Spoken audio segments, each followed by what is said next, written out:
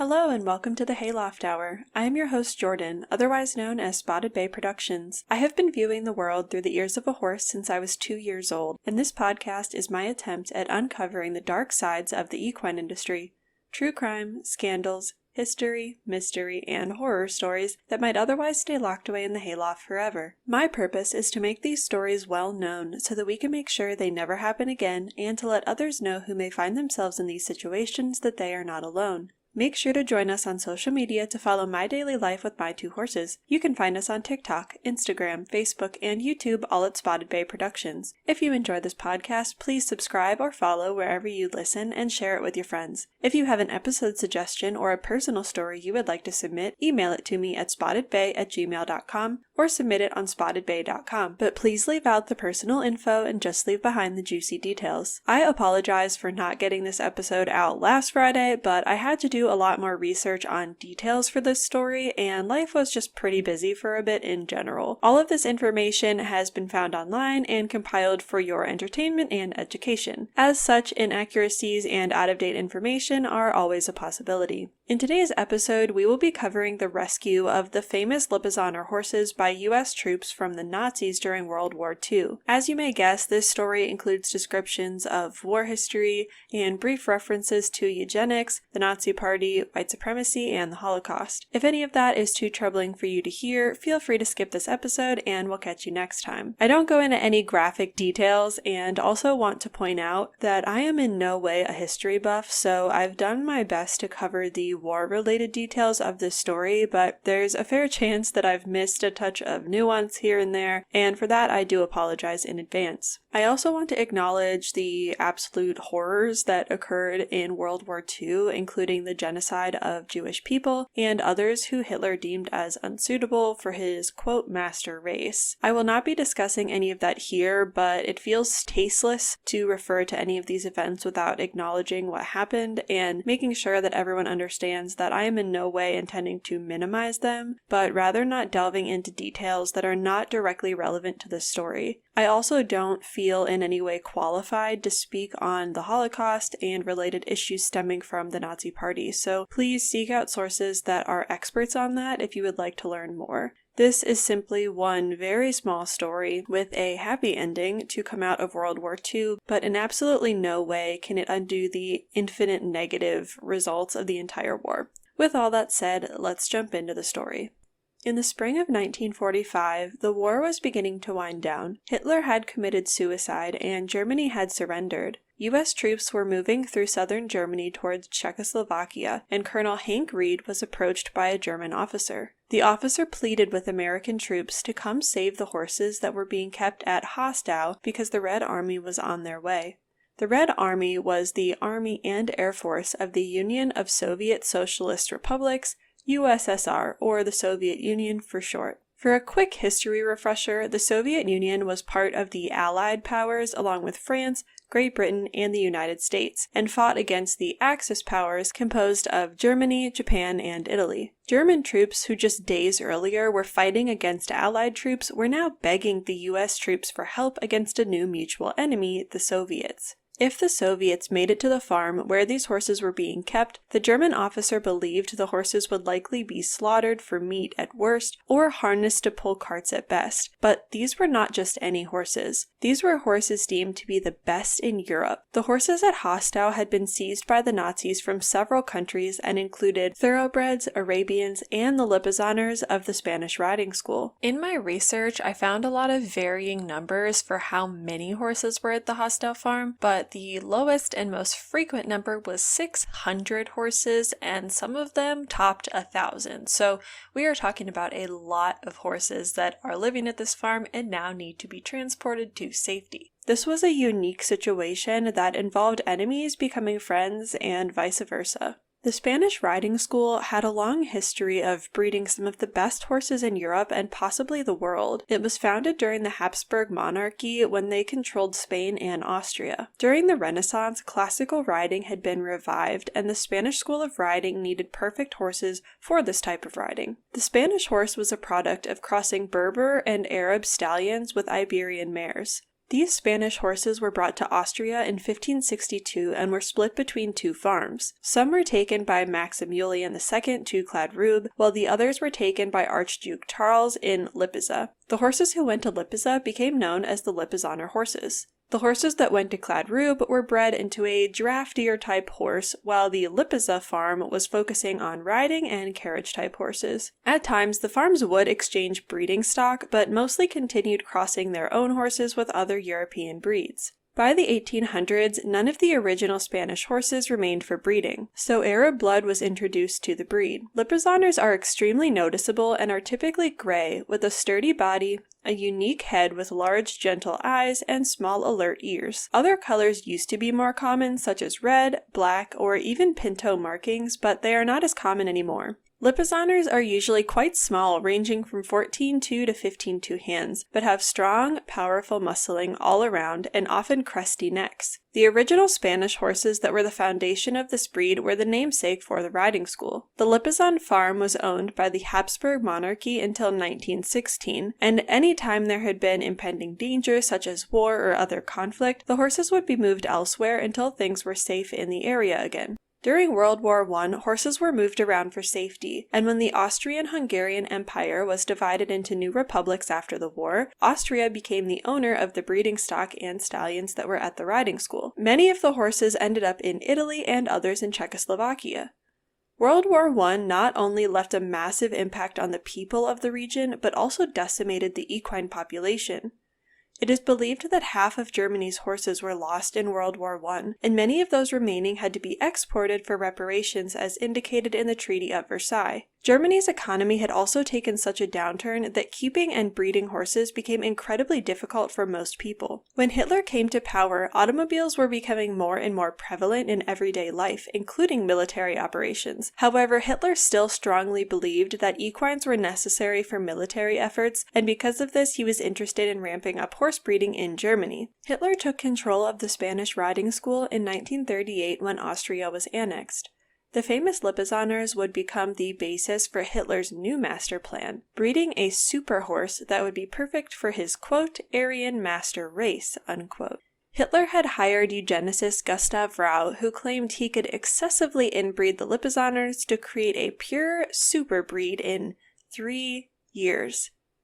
Not only is aggressive inbreeding going to cause a lot of issues, but considering a horse's gestational period and age of sexual maturity, I really don't see how he was going to accomplish this in only 3 years, but I digress. Not only was Hitler interested in breeding a super horse, but he was also interested in restoring the equine population that had been largely decimated in Europe during World War I. While the war was underway, Alois Podhosky, the head of the Spanish riding school, pleaded with German troops to move the horses from the school to safety, as had been done in previous times of conflict, but it was not allowed. It took until 1942 for horses to be evacuated. The majority of the horses were moved from the Spanish riding school to a farm in Hastow, Czechoslovakia, where Hitler's breeding experiment would take place, and the stallions were sent to Upper Austria and kept at St. Martin. The farm in Hastow was heaven in every way, described as being absolutely pristine with lush pastures and well-groomed horses. Something noted by author Elizabeth Letts in her book The Perfect Horse is that it was a quirk of Nazi philosophy, so inhumane to humans that animals were treated with the utmost care and kindness in regards to the luxurious treatment of the horses in Nazi care. When the German officer from the Hastow farm approached U.S. Colonel Hank Reed, he was not just approaching a soldier, he was approaching a horseman. Colonel Reed knew how special the Lipizzaners were, but also knew that entering the territory in which the horses were being kept would directly contradict an agreement that had been made with the Soviets. The U.S. Army had agreed with Stalin that they wouldn't cross Germany's border with Czechoslovakia, but obviously they would need to do this if they were going to rescue the horses being kept at Hastow. The Germans at the Hastow farm needed U.S. troops. The Red Army was moving through war-torn Europe, and they had already taken over Budapest, where there was a large population of Lipizzaners at the Royal Hungarian Riding School. The army took most of those horses for meat and spared some to haul wagons. The grooms and riding students were shown no mercy and didn't leave the farm alive. After receiving approval from General Patton, U.S. Captain Tom Stewart was sent in to attempt negotiations with the Germans at the farm. A German veterinarian was running the farm and did want to protect the horses but feared retaliation if he agreed to a surrender, but did eventually agree. The prisoners being held at the farm were released and the horses were claimed as property of the U.S. Army by Colonel Reed. This was nowhere near a happy ending yet, however. There were several obstacles left to overcome. The first obstacle was, of course, the impending arrival of the Red Army and a rogue SS unit in the area. Both were closing in on hostile, along with bands of rebels and militias formed along the countryside. Leading a massive herd of horses through rough and dangerous terrain would not be easy, especially with most of the area being riddled with landmines. Colonel Reed went in search of the advancing Soviets to negotiate escape. He bluffed, telling the Soviets that the U.S. Army and remaining Germans were prepared for a fight, and that this was American-controlled land. Those were both lies, but it made the Soviets pause just long enough to put a plan in motion to begin move out of the farm. Many of the horses residing at the farm were broodmares in very late stages of pregnancy or who had very young foals at their sides. They would not be able to cover this distance safely on hoof. Next was the feat of separating mares and stallions to avoid any fighting on the way. There was not an endless convoy of cushy trucks and trailers to be loaded and hauled over paved roads. This was more like moving a herd of cows on a cattle drive across open land. Thus, the mission was officially named Operation Cowboy. The horses were split into groups. First, the broodmares and foals were loaded onto flatbed military vehicles that were flanked with armored cars. Then, mares and stallions were separated and a few miles were kept between them. The cowboys on this cattle drive were mostly Cossacks on their ponies from the Russian steppes and some U.S. soldiers on horses from the hostile farm. At the back of the long train of horses were horse-drawn wagons with supplies from the farm. Several people came along too, including the former prisoners at the farm and Germans who had been working at the farm who were now refugees. The road wasn't smooth, and veterinarians were constantly checking over the horses for injuries or signs of lameness. However, enemies weren't encountered during the trip. This would have been agonizing hours of riding or walking, just hoping that the horses stayed calm. There would have been constant fear of setting off landmines or being ambushed by enemies. At night, they found a quiet spot where both horses and humans could rest and fortunately had a relatively peaceful night. The rest of the trip occurred without much incidents, and the only thing left to do was cross the border into American-controlled territory. However, it certainly couldn't have just been easy. Upon arrival to the bridge at the border, it was barricaded by Czech communist partisans, loyalists to the Soviet Union. A small group of armed soldiers with vehicle-mounted machine guns were all that was left standing between several hundred horses, their exhausted soldier companions, and many dozen refugees and their collective freedom. Border Patrol stood their ground with no intention of letting one single horse through, because these were Soviet horses now. Each group had their machine guns trained on the other, not willing to give in. A lieutenant in the U.S. Army held up 3 fingers and began counting down slowly without saying a word. Everyone knew what this countdown meant. He dropped his first finger. Tensions were high, but no one moved. His second finger began to drop, and at this moment, Border Patrol came to their senses and decided this wasn't worth dying for. The Soviet loyalists moved to the side and allowed everyone to pass. Every horse hoof trotted over the bridge to safety, but they weren't exactly home free. Not just yet. It took over 10 years for the horses to return to Austria and Vienna due to post-war occupation in these areas. The Soviets didn't give up their occupation of Austria until 1955, and at this point the Spanish riding school finally got its prized horses back home. Louis Holtz, a lieutenant in the 2nd Cavalry who was part of this rescue mission, was interviewed years later and said, "We thought we had a chance to save a sliver of culture for the rest of the world. We sensed the end of the war was in sight, and we were in a frame of mind to give credence to beauty once again." Many sources credit General Patton with being the one who saved the horses, but from what I can tell in my reading, this wasn't exactly the case. As I said, Colonel Reed was the one who was initially approached, and Captain Stewart negotiated the surrender.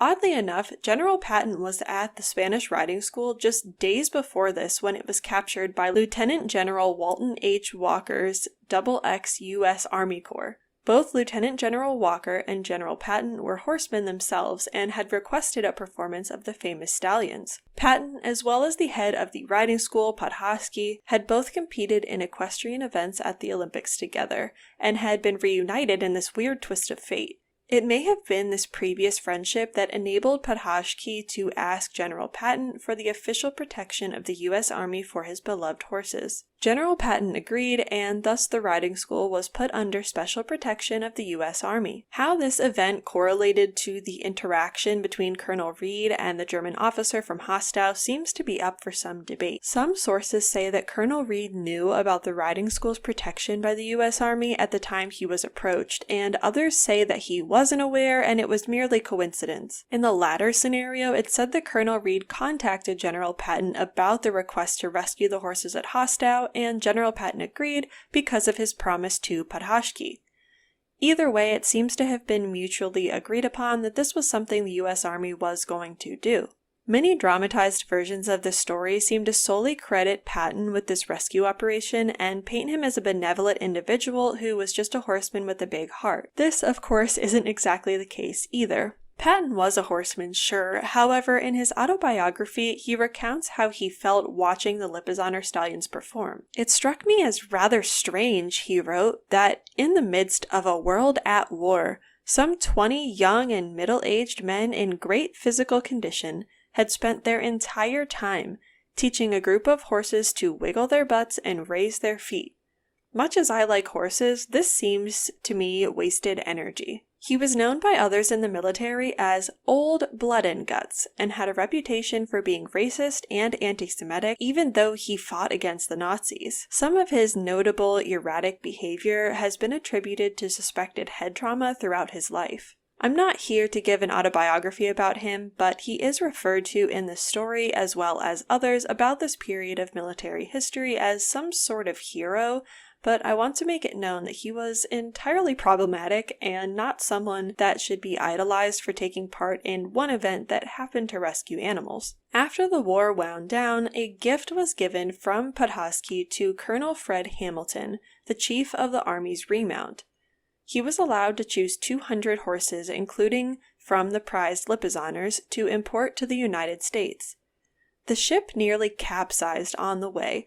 However, every single horse did make it to the U.S. safely. The U.S. Department of Agriculture ultimately disbanded the remount, and the horses were sold to private owners.